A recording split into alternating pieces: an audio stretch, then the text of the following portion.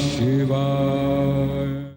मैं ओंकार हूं, सत्कर्म करने वालों के लिए मंदिर के घंटे की टंकार हूं, पापियों का नाश करने वाला, भक्तों का कल्याण करने वाला।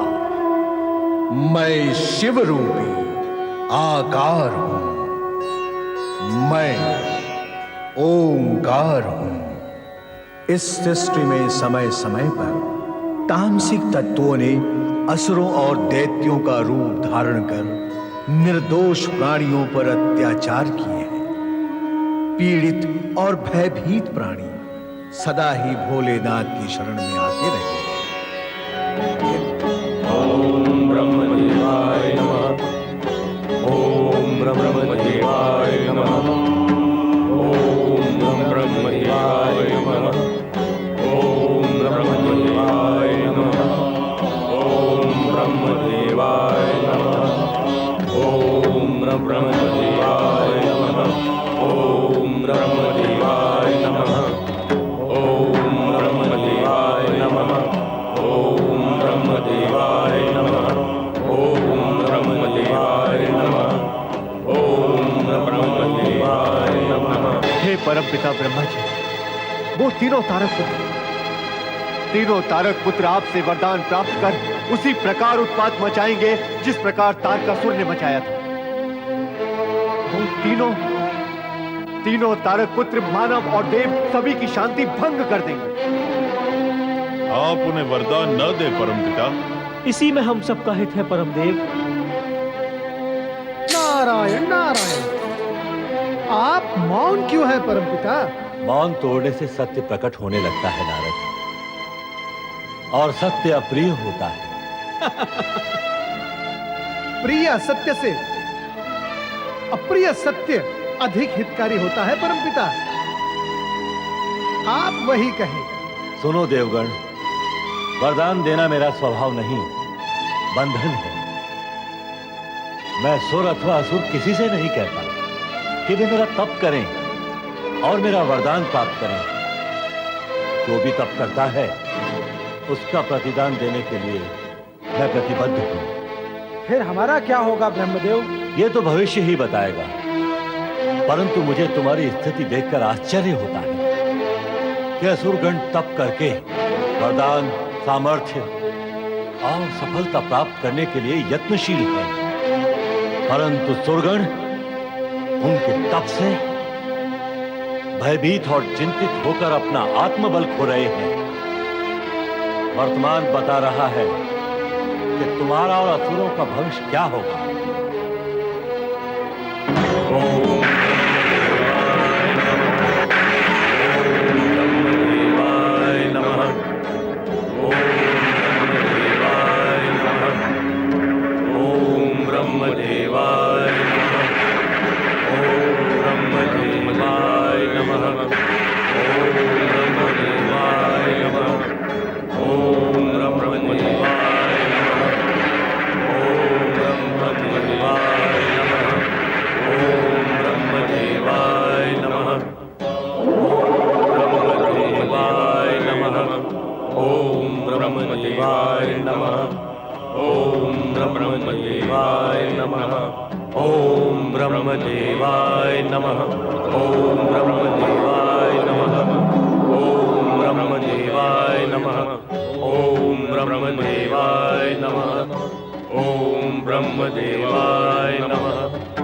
ओम ब्रह्मदेवाय नमः। ओम ब्रह्मदेवाय नमः। ओम ब्रह्मदेवाय नमः। ओम ब्रह्मदेवाय नमः। भक्त तारकाक्ष, कमलाक्ष, विद्युन्माली, नेत्र खोलो वत्स।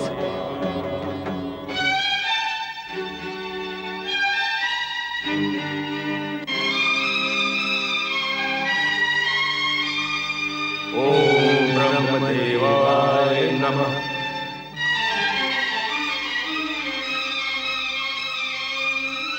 आपके दर्शन पाकर हम धन्य हो गए ब्रह्मदेव। हमारी आराधना पूर्ण हुई। हमारी तपस्या सफल हो गई ब्रह्मदेव। हाँ साधको, तुम्हारी तपस्या सफल हो गई। मांगो, क्या वरदान मांगना चाहते हैं? अपने पिता तारकासुर की भांति हमें भी अमर होने का वरदान दे ब्रह्मदेव। हाँ, हमें कोई न मार सके, हम अमर हो जाए ब्रह्मदेव। ऐसा वरदान देना विधि विधान में संगत नहीं। अमर होने के वरदान के अतिरिक्त कोई अन्य वर मांगो। भ्राता तारका, कोई दूसरा वरदान शीघ्र ही मांग लीजिए। हाँ भ्राताश्री, कुछ और भी मांग लीजिए। हमें 3 अभेद्य दुर्गों का वरदान दीजिए ब्रह्मदेव।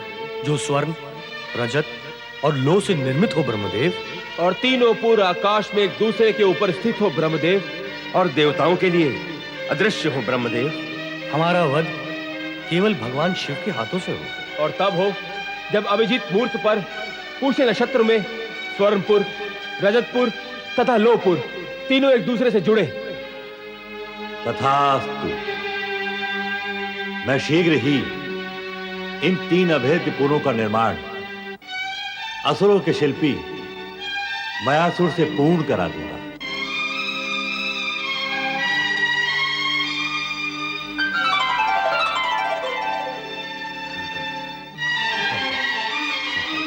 हमारी कामना पूर्ण होगी भ्राताश्री।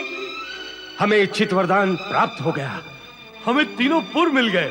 स्वर्णपुर, रजतपुर, लोहपुर। ओम नमः शिवाय, ओम नमः शिवाय, ओम नमः शिवाय, ओम नमः शिवाय, ओम नमः शिवाय, ओम नमः शिवाय। नंदी, भोलेनाथ कहाँ है? माता, जब आपको इसका ज्ञान नहीं तो मुझे कैसे हो सकता है? वे आपको बताकर नहीं गए? वे क्या कभी अपने मन की बात किसी से कह के जाते हैं? मुझे तो लगता है किसी भक्त की पुकार सुनकर वे दौड़ पड़े होंगे। पति परमेश्वराय नमो नमः। विष्णु प्रिया देवी माता महालक्ष्मी की जय। विष्णु प्रिया देवी माता महालक्ष्मी की जय। देवी लक्ष्मी, आप यहाँ? क्यों? इसमें इतना आश्चर्य प्रकट करने का क्या कारण है? क्या मैं यहाँ नहीं आ सकती? क्यों नहीं आ सकती? आ सकती हैं, तभी तो आई हैं। आइए, आपका स्वागत है। अब बताइए, आज कैलाश पर कैसे आना हुआ? पिछले कई दिनों से शिव शंकर तथा शक्ति स्वरूपा पार्वती के दर्शन की इच्छा मन में बलवती हो रही थी, सो चली आई। और श्री हरि विष्णु का क्या समाचार है? वे तो अधिक समय अपनी योग माया की समाधि में ही खोए रहते हैं। मुझसे बात करने तक का समय नहीं है उन्हें। शिव शंकर कहाँ है? समाधि स्थल तो रिक्त है। न जाने बिना बताए कहाँ चले गए। आइए। देवी माँ सरस्वती, वीणा वादनी महादेवी माता सरस्वती की जय। वीणा वादनी महादेवी माता सरस्वती की जय। देवी सरस्वती, आपका स्वागत है। सुंदर संयोग है, एक के दर्शन करने आई थी, 2 के हो गए। हाँ देवी सरस्वती, देवी लक्ष्मी को तो मेरे और शिव शंकर के दर्शन की इच्छा यहाँ तक खींच लाई है। अब आप बताएं कि आपको कौन सा आकर्षण यहाँ तक खींच लाया है? आकर्षण नहीं, विकर्षण। हाँ, आप दोनों को पता है ना कि ब्रह्मदेव ने तीनों तारक पुत्रों को 3 अभेद्य दुर्ग प्रदान करके असुरों की शक्ति बढ़ाने का अवसर प्रदान कर दिया है। तो इसमें चिंता कैसी? ब्रह्मदेव तो असुरों पर सदा ही कृपालु रहे हैं। उनकी कृपा का असुरों ने भी सदा अनुचित लाभ ही उठाया है। अब भी वे शक्ति एकत्र कर स्वर्ग लोक पर पुनः आक्रमण करके तीनों लोकों में अत्याचार, अनाचार का अंधेरा फैला देने से चूकेंगे नहीं, यही चिंता है। और इसीलिए मैं भगवान शिव के पास आई हूँ ताकि वे कुछ उपाय करें। तो तुम भगवान शिव के पास उपाय के लिए आई हो, मुझसे मिलने नहीं आई? क्या हमसे मिलने की इच्छा नहीं होती कभी तुम्हारे मन में? होती क्यों नहीं, अधिक ही होती है। असुरों के तप निनाद और देवगण के गुहारों से पूरा ब्रह्मलोक गूंजता रहता है। ब्रह्मदेव के साथ साथ मुझे भी वह सब सुनना और सहना पड़ता है। चाहती हूँ उस वातावरण से बाहर निकलूं, किंतु विवश हूँ। क्यों? विवशता कैसी? क्या ब्रह्मदेव पकड़कर बैठा लेते हैं? ज्ञान और विद्या प्रसार करने का मेरा दायित्व मुझे पकड़ लेता है। ब्रह्मदेव तो आज मौन धारण कर ध्यान मग्न थे, तो मैं यहाँ चली आई। ध्यान मग्न तो भोलेनाथ भी रहते हैं। मुझे तो उनसे चर्चा वार्ता करने के लिए प्रतीक्षा ही करनी पड़ती है। मेरी दशा भी तुम दोनों जैसी ही है। श्री हरि विष्णु योग निद्रा में चले जाते हैं तो शीघ्र नहीं लौटते। अर्थात हम तीनों के पति विचित्र एवं अनोखे हैं। उनकी विचित्रताएं भी विचित्र हैं। यदि समाधान के लिए कोई प्रश्न करो तो टाल जाते हैं, मुस्कुराकर टालते हैं। कहते हैं देवी अभी समय नहीं आया, उत्तर के लिए तुम्हें प्रतीक्षा करनी होगी। और ऐसे में प्रवेश करता है नारद, नारायण नारायण करते हुए, और कहता है भगवन आपकी लीला तो तीनों लोक में व्याप्त है। धरती के कण कण में आप ही के नाम की गूंज है। प्रभु आपकी लीला तो अपरंपार है।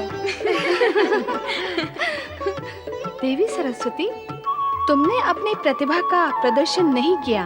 अवश्य करती, यदि विद्या और ज्ञान के प्रसार का दायित्व न होता मेरे सर पर। और अब तो ब्रह्मदेव ने तारक पुत्रों को वरदान देकर मुझे चिंता में डाल दिया है।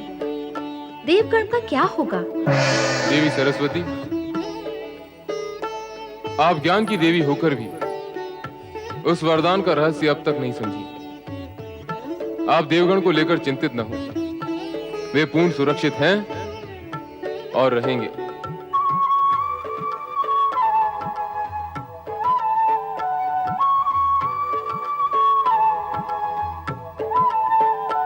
ये क्या? शिव शंकर के दर्शन करते ही चल पड़ी तुम दोनों।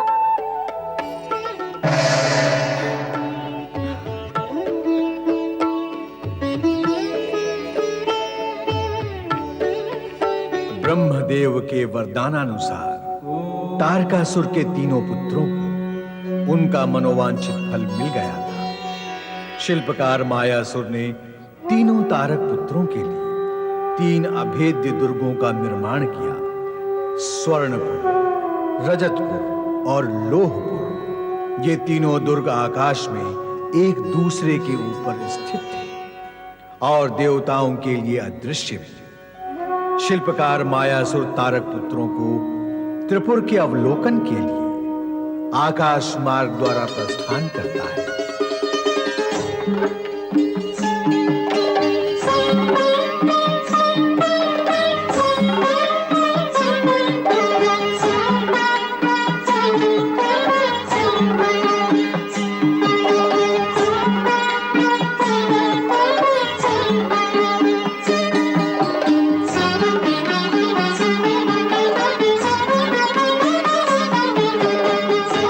असुरराज तारकाक्ष, कमलाक्ष और विद्युन्नमाली, मैं आप तीनों के लिए स्वर्णपुर, आहा, अद्भुत है। रजतपुर, अनोखा, दृढ़ और ठोस है, और लोहपुर, सुंदर और सुरक्षित भी। इन तीनों पुरों का निर्माण मैंने आप लोगों के लिए किया है। ये तीनों ही अद्भुत दुर्ग हैं और त्रिपुर के नाम से जाने जाएंगे। हाँ शिल्पी मायासुर जी, ये दुर्ग निस्संदेह अद्भुत है। ब्रह्मदेव के वरदान के अनुसार इन तीनों पुरों पर कोई शत्रु आक्रमण नहीं कर सकता। इनके भीतर हम सदा सुरक्षित रहेंगे। पर ब्रह्मदेव ने हमें शिव के हाथों मारे जाने की भविष्यवाणी भी तो की थी, फिर हम सुरक्षित कहाँ रहे? हमें बुद्धि से काम लेकर शिव की आराधना आरंभ कर देनी चाहिए। क्यों? शिव की आराधना हम क्यों करें? ऐसा करने से शिव के मन में हमारे प्रति शत्रु भाव उत्पन्न ही नहीं होगा। हो भी जाए तो शिव हमारा क्या हित कर लेंगे? हम तो यहाँ त्रिपुर में सुरक्षित रहेंगे। हमारा कोई शत्रु यहाँ तक आ ही नहीं सकेगा। मति मारी गई है तुम दोनों की।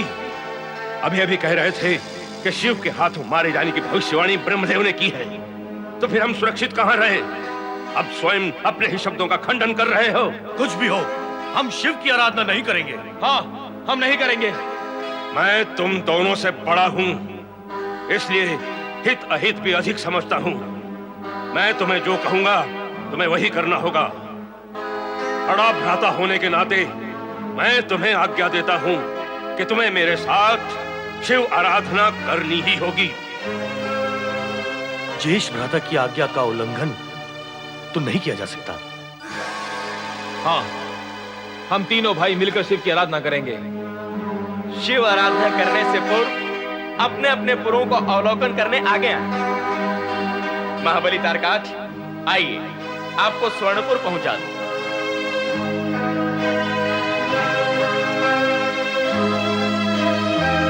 अब तो हमें ब्रह्मदेव की शरण में जाना ही होगा। और अन्य उपाय ही क्या है? आइए चले।